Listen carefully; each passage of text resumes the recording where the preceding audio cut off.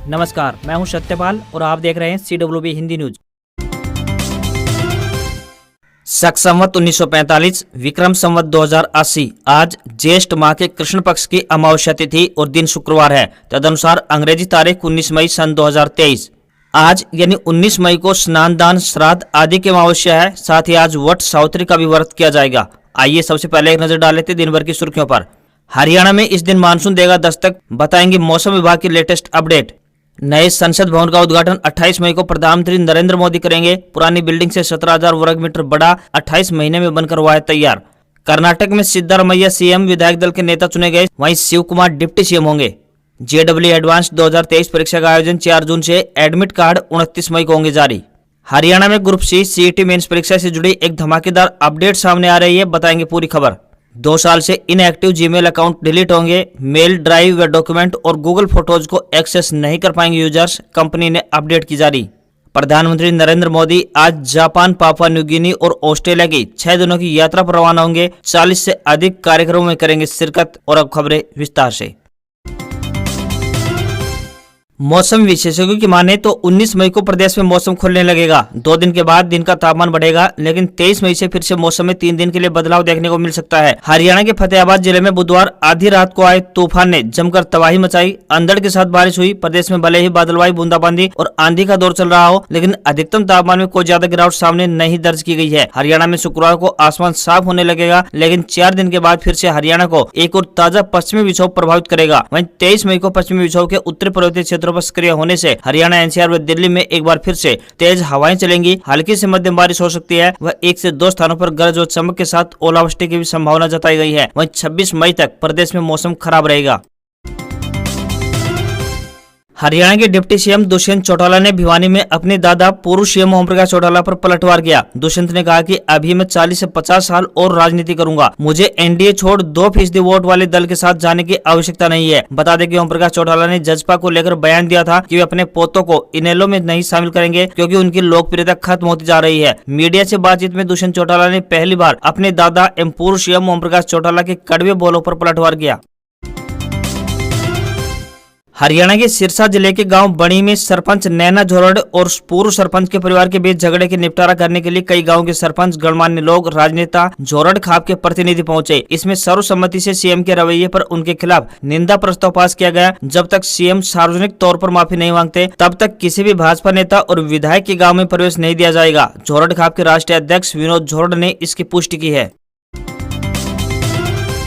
Haryana school शिक्षा board यानी HBSC ने रिजल्ट से असंतुष्ट स्टूडेंट्स को बड़ी राहत प्रदान की है। बोर्ड के द्वारा जारी किए गए रिजल्ट से अगर 10वीं या 12वीं का कोई भी स्टूडेंट संतुष्ट नहीं है, तो वह अपनी आंसर शीट की फोटोकॉपी निकलवा सकता है। स्टूडेंट्स को यह सुविधा घर बैठे ही मिलेगी। ऑनलाइन अप्लाई करने के बाद स्टूडेंट्स को आंसर शीट की PDF मेल पर मिल जाएगी। बोर्ड के अनुसार रिजल्ट जारी होने के 60 दिन तक स्टूडेंट्स अपने आंसर बुक की फोटोकॉपी के लिए ऑनलाइन अप्लाई करवा सकते हैं। फोटोकॉपी स्टूडेंट्स को मेल पर भेजी जाएगी। आंसर शीट में गलती नजर आती है तो वे 15 दिन के अंदर फॉर्म भरकर बिना किसी अतिरिक्त चार्ज के ठीक करवा सकते हैं। हरियाणा के अंबाला से बीजेपी के लोकसभा सांसद रतनलाल कटारिया का निधन हो गया है। उन्होंने 18 मई यानी बीते दिन तड़के PGI चंडीगढ़ में अंतिम सांस ली। वे पिछले कई दिनों से निमोनिया के चलते PGI में भर्ती थे। पंचकुला के मनसा देवी कॉम्प्लेक्स सेक्टर 4 स्थित आवास से रतनलाल कटारिया की अंतिम यात्रा निकली। अंबाला के स्थानीय विधायक असीम गोयल, बीजेपी महामंत्री एवं पूर्व विधायक डॉक्टर पवन सैनी ने उनकी अर्थी को कंधा दिया। मनीमाजरा में अंतिम संस्कार किया गया। वहीं हरियाणा के राज्यपाल बंडारू दत्तात्रेय, मुख्यमंत्री मनोहर लाल खट्टर, गृह मंत्री अनिल विज, विधानसभा अध्यक्ष ज्ञानचंद गुप्ता, बीजेपी प्रदेश अध्यक्ष ओम प्रकाश धनखड़, शिक्षा मंत्री कंवरपाल गुर्जर, कुरुक्षेत्र सांसद नायब सिंह सैनी समेत तमाम दिग्गज नेता सांसद रतनलाल कटारिया की अंतिम यात्रा में शामिल हुए और श्रद्धांजलि देकर दुख की घड़ी में परिवार के सदस्यों को ढाढ़स बंधाया। पूर्व केंद्रीय मंत्री जयप्रकाश ने हरियाणा के सीएम मनोहर लाल खट्टर और डिप्टी सीएम दुष्यंत चौटाला पर तंज कसा। उन्होंने कहा कि सीएम करनाल से अपनी जगह बदलकर दूसरी जगह चुनाव लड़ने की सोच रहे हैं, जबकि डिप्टी सीएम भी उचाना से भाग रहे हैं और उसे जगह नहीं मिल रही है। उन्होंने कहा कि जब नेता अपनी जगह छोड़कर भाग रहे हैं तो कौन मैदान में लड़ेगा? सेनापति युद्ध में भाग जाए तो सैनिक क्या करेंगे? साथ ही जयप्रकाश ने दुष्यंत चौटाला पर टिप्पणी करते हुए कहा कि वह तो इतना शयाना है कि बेर को भी अंगूर कहकर बेच रहा है। दाम तो अंगूर के ले रहा है और बदले में बेर दे रहा है। उसने तो हिसार को बेच दिया, एयरपोर्ट को इंटरनेशनल एयरपोर्ट बता रहा है। वहीं केंद्रीय उड्डयन मंत्री ने मना कर दिया, इसलिए अब कभी कार्गो तो कभी डोमेस्टिक एयरपोर्ट कहता फिरता है। दुष्यंत के खिलाफ SIT की जांच चल रही है, लेकिन आज तक उसकी रिपोर्ट सामने नहीं आई है।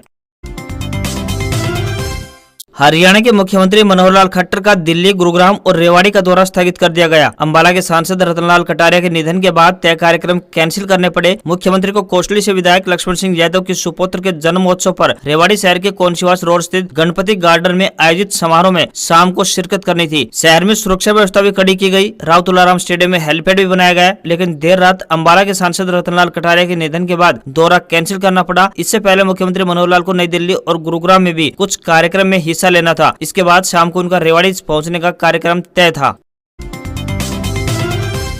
रेवाड़ी जिला प्राथमिक सहकारी कृषि एवं ग्रामीण विकास बैंक यानी लैंड मॉर्गेज की तरफ से एक मुश्त ब्याज माफी योजना को बढ़ाकर अब 30 जून तक कर दिया गया है। इस अवधि में ऋण किसानों की तरफ से एक मुश्त भुगतान पर 50% और जिन किसानों की मृत्यु हो चुकी है उनके परिवारों को ब्याज में 100% की छूट दी जाएगी। रेवाड़ी जिले में इस लाभ का दायरे में आने वाले किसानों की संख्या की बात करें तो 1310 है। बैंक के सहायक महाप्रबंधक नरेश यादव ने बताया कि सरकार की तरफ से सहकारी बैंक से कर्ज लेने वाले किसानों के लिए ब्याज माफी योजना की शुरुआत की गई है। उन्होंने बताया कि ऐसे किसान जिन पर पुराना ऋण बाकी है वह 30 जून तक एक मुश्त भुगतान कर सकते हैं, तो उनको ब्याज में 50% की छूट दी जाएगी। इसके बाद किसान अगला ऋण भी ले सकते हैं।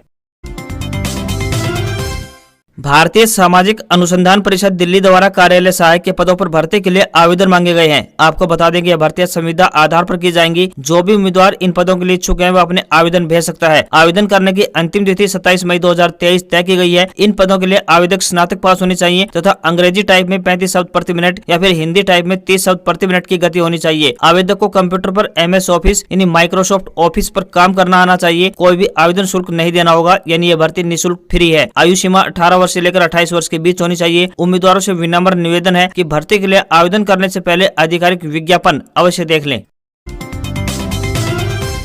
फ्रांस में चल रहे इंटरनेशनल कॉन्स फिल्म फेस्टिवल में हरियाणा की मशहूर डांसर सपना चौधरी अपने जलवे बिखेरते हुए नजर आएंगे। सपना चौधरी पहली ऐसी हरियाणवी कलाकार हैं जो कॉन्स फेस्टिवल में शिरकत कर रही हैं। इससे पहले भी सपना चौधरी देश विदेश के कई बड़े प्लेटफॉर्म पर अपना जलवा दिखा चुकी हैं। सपना चौधरी ने कहा कि इस फेस्टिवल में पदार्पण का निमंत्रण मिलना बेहद गर्व की बात है, जिससे वो काफी उत्साहित नजर आ रही है। मुझे यकीन है कि मैं सभी को गौरवान्वित करूंगी। आपको बता दें कि इससे पहले हरियाणा मूल के Manushi Chhillar cone film festival में डेब्यू कर चुकी है। साथ ही बताते चले कि हरियाणवी कलाकार सपना चौधरी साल 2016-17 में वह सलमान खान द्वारा होस्ट किए जाने वाले प्रसिद्ध रियलिटी टीवी शो यानी बिग बॉस में एक प्रतियोगी के रूप में दिखाई दी, जिसके बाद उनकी पॉपुलैरिटी काफी बढ़ गई थी। इस बार कॉन्स फिल्म फेस्टिवल में बॉलीवुड एक्टर्स सारा अली खान, मृणाल ठाकुर और ईशा गुप्ता जैसी कई एक्टर्स भी शामिल होने वाली है। उनके साथ सपना चौधरी भी रेड कार्पेट पर नजर आने वाली है।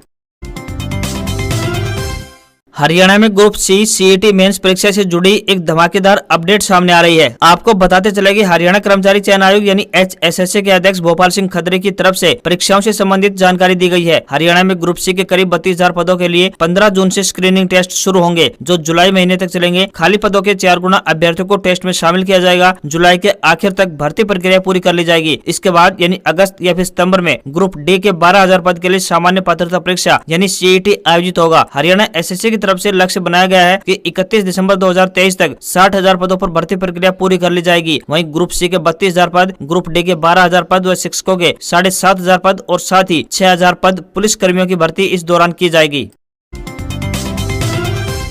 मौसम विभाग ने पूर्वोत्तर राज्यों के लिए चेतावनी जारी की है। विभाग के मुताबिक अगले 3 दिनों तक अरुणाचल प्रदेश, असम, मेघालय, मणिपुर, मिजोरम और त्रिपुरा में भारी बारिश की संभावना है। अरुणाचल प्रदेश में 19 और 20 मई को, जबकि अन्य राज्यों में 20 मई तक रोजाना बारिश होने का अनुमान जताया गया है। 19 मई को असम और मेघालय में भारी बारिश की संभावना है। मौसम वैज्ञानिक HR रंजन का कहना है कि इस बार मानसून के 25 से 29 जून के आसपास लखनऊ पहुँचने की संभावना है। मौसम वैज्ञानिकों ने अनुमान जताया है कि इस बार 4 जून को देश में मानसून दस्तक दे सकता है। सबसे पहले इसकी शुरुआत केरल से होगी, इसके बाद ये धीरे धीरे उत्तर भारत की ओर बढ़ेगा। जून के आखिरी हफ्ते तक दिल्ली NCR समेत यूपी में मानसून आ सकता है। इस साल मानसून को लेकर 2 अलग अलग दावे किए जा रहे हैं। स्काईमेट वेदर ने कहा था कि इस साल सामान्य से कम बारिश होगी और सूखे की आशंका है। वहीं भारतीय मौसम विभाग ने इसके ठीक उलट दावा किया है। मौसम विभाग का कहना है कि इस साल मानसून सामान्य रहेगा।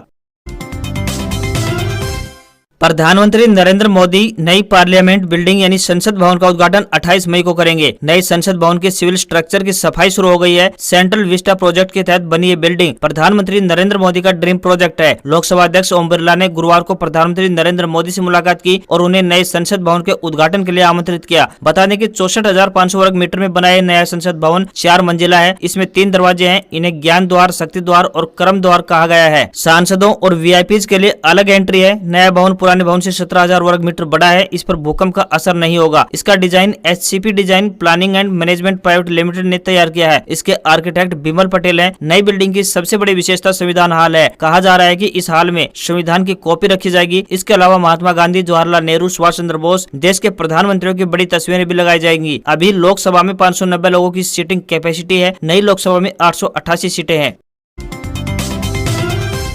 हरियाणा पुलिस ने फर्जी एवं जाली दस्तावेजों के आधार पर किए गए 20,545 मोबाइल नंबर ब्लॉक करवाकर साइबर ठगों की कमर तोड़ दी है। साथ ही हरियाणा का जामताड़ा घोषित हो चुके मेवात के 40 गांव में सक्रिय और साइबर धोखाधड़ी में लिप्त 14,000 से अधिक नंबरों को भी चिन्हित किया गया है। इनको भी जल्द ब्लॉक करने की तैयारी चल रही है। वर्तमान में की बात करें तो साइबर ठगी में उपयोग किए गए मोबाइल नंबर ब्लॉक करने में हरियाणा प्रथम स्थान पर है। हरियाणा पुलिस की तरफ से चिन्हित किए गए कुल 34,000 नंबरों में से सबसे ज्यादा यानी 12,822 मोबाइल नंबर आंध्र प्रदेश से जारी हुए हैं। इनके अलावा पश्चिम बंगाल, दिल्ली, असम, नॉर्थ ईस्ट राज्यों और हरियाणा प्रदेश से फेक आईडी पर नंबर जारी हुए हैं। सभी नंबर वर्तमान में हरियाणा के अलग अलग क्षेत्रों में संचालित हो रहे हैं। इनको ब्लॉक करने के लिए दूरसंचार विभाग को लिखा जा चुका है। जैसे ही मोबाइल नंबर साइबर पोर्टल पर अपलोड होता है, दूरसंचार विभाग उस नंबर को ब्लॉक या फिर निष्क्रिय कर देगा। प्रदेश की साइबर हेल्पलाइन टीम में 40 पुलिसकर्मी 24 घंटे ये काम दिन रात लगातार कर रहे हैं।